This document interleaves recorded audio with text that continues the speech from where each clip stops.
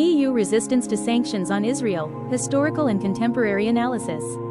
Introduction. European nations have played pivotal roles in the Israeli-Palestinian conflict since the late 19th century. From colonial-era support for Zionist aspirations to the modern European Union's divided responses, many EU member states have often resisted taking punitive action against Israel's policies toward Palestinians. This report surveys the period 1875 to the present, examining European, and later EU, positions through official votes, public statements, and diplomatic actions. It identifies which countries consistently or recently opposed sanctions or legal accountability measures targeting Israel. It also outlines key international legal instruments, United Nations resolutions, International Court of Justice, ICJ, opinions, human rights conventions, the Geneva Conventions, etc. relevant to the conflict that have been sidestepped or ignored, and provides expert commentary on whether Israel's actions could constitute genocide under international law. Note: the United Kingdom, though no longer an EU member, is discussed in historical context given its major role prior to and during EU membership. Early European support for Zionism, 1870s–1948. European involvement in Palestine predates Israel's founding.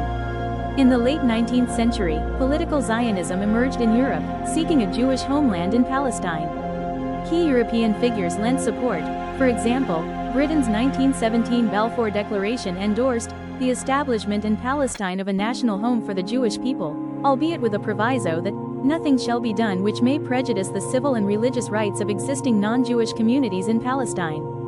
During the interwar British Mandate, 1920 to 1948, Britain facilitated Jewish immigration, then later restricted it, balancing between Zionist demands and Arab opposition. Other European powers were less directly involved on the ground, but many held colonial interests in the region and often viewed Zionism favorably. Some European leaders even saw it as a solution to Europe's Jewish question.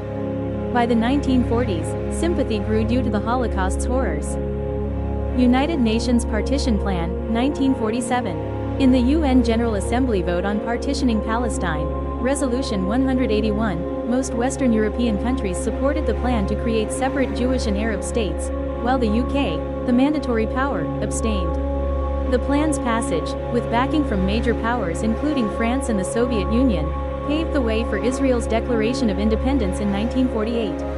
No European state sanctioned Zionist paramilitary actions during the 1947–49 war. Instead, several extended de facto or de jure recognition to the new state of Israel.